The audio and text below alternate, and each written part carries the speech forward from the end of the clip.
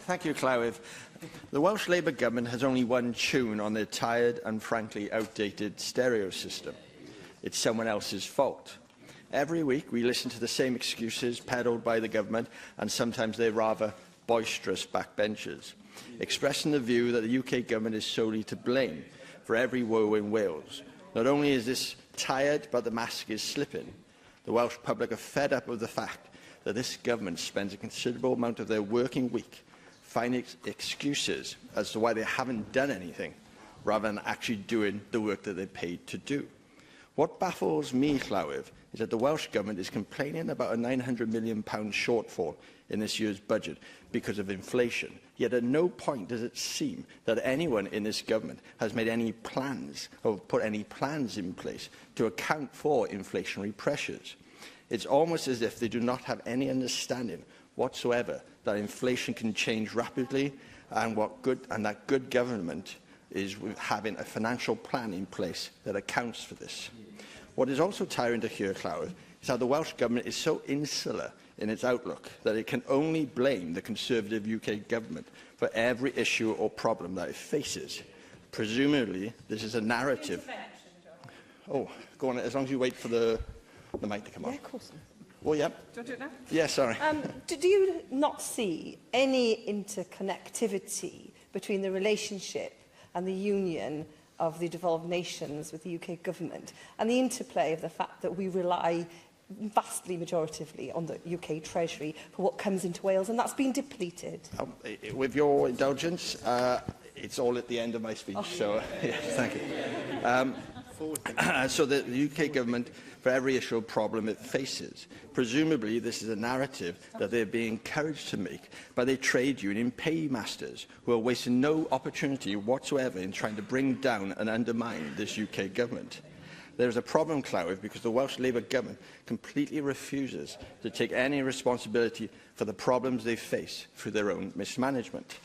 It is worrying that not a single person in the Welsh Labour government can comprehend that inflation in the UK is a result of global pressures due to the COVID pandemic, the Russian invasion of Ukraine, changes in energy supply, such as Europe moving away from Russian oil and gas, and the effects of policy changes by the US Federal Bank on global currencies.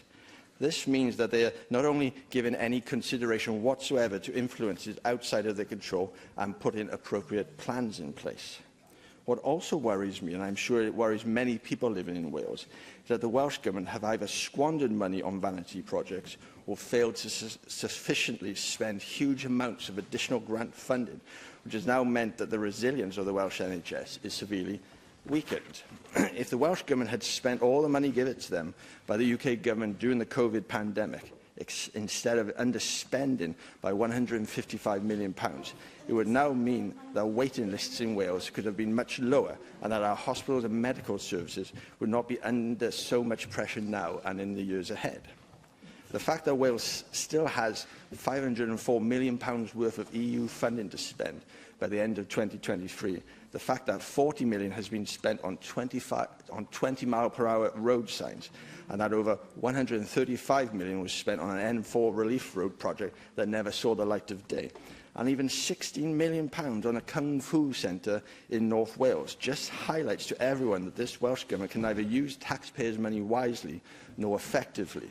And if they spent this money wisely when they had it, then they would not be in the state of absolute panic that they are in now, and would not have to make cuts to vital services.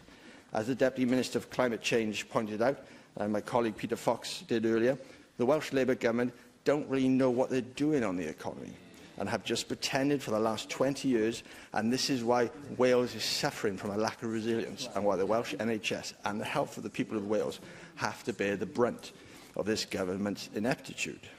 The Welsh Government has received record levels of funding from the UK Government in recent years, and the people of Wales deserve much better financial management than it currently receives from Welsh Labour Government. And to answer Ian Passmore's question now, the union dividend in Wales is worth over £4,400 per person each year, and it is incredible to believe that the Welsh Government still cannot make the finances in Wales work to such an extent that Wales has been left behind by all other UK nations.